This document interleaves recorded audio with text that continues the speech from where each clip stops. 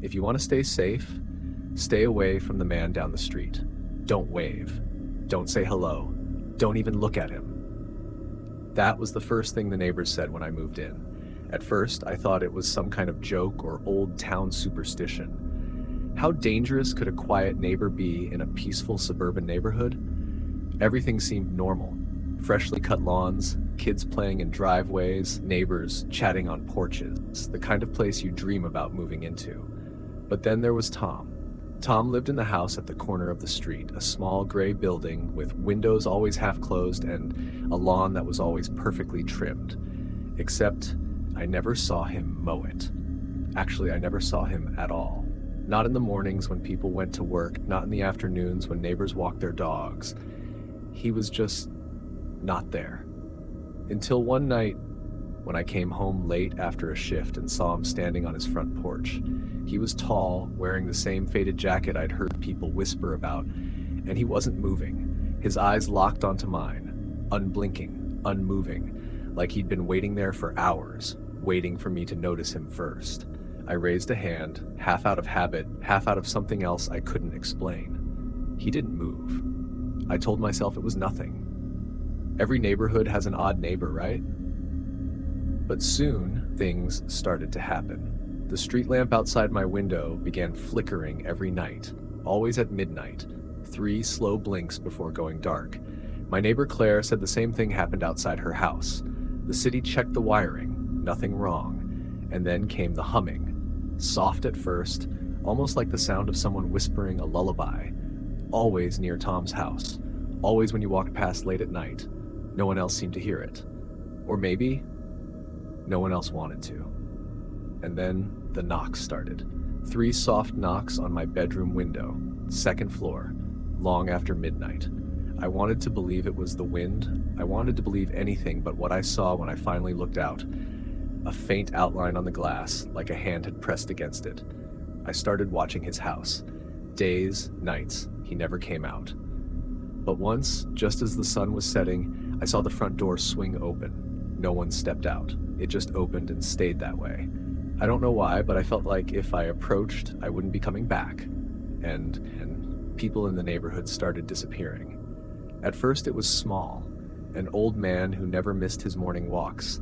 A kid whose bike was always parked by the mailbox. One by one, people vanished. And every time I felt the same cold shiver crawling up my spine, as if someone was watching me from somewhere I couldn't see.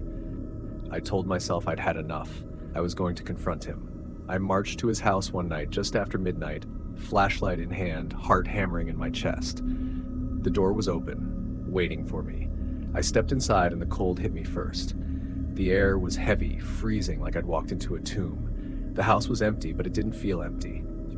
I turned a corner, and then I heard it. His voice, calm, gentle, from somewhere I couldn't see.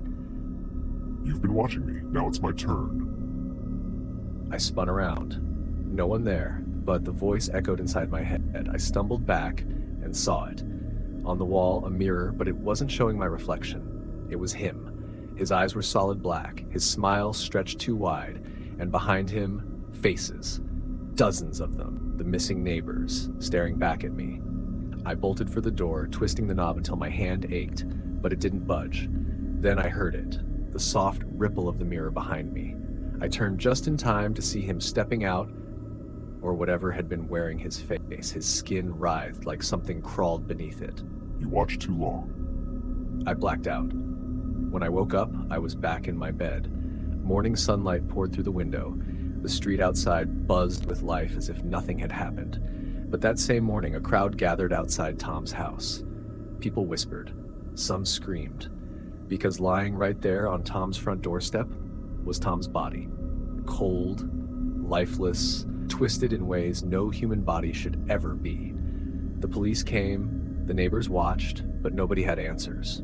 When they searched Tom's house, they didn't find him. They found boxes, crates filled with wallets, watches, clothes, and photos.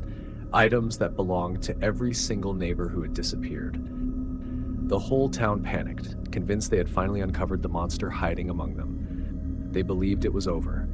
They thought Tom had been behind everything. But as they stared in horror, whispering his name like a curse, I stood among them, silent, calm, relieved. Because deep down, I always knew the truth. Tom wasn't the monster here.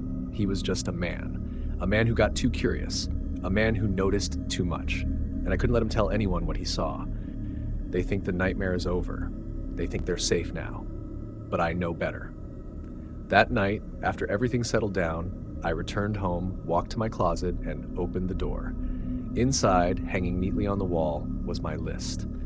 Names scribbled in red, names of the neighbors, one by one, all carefully crossed out.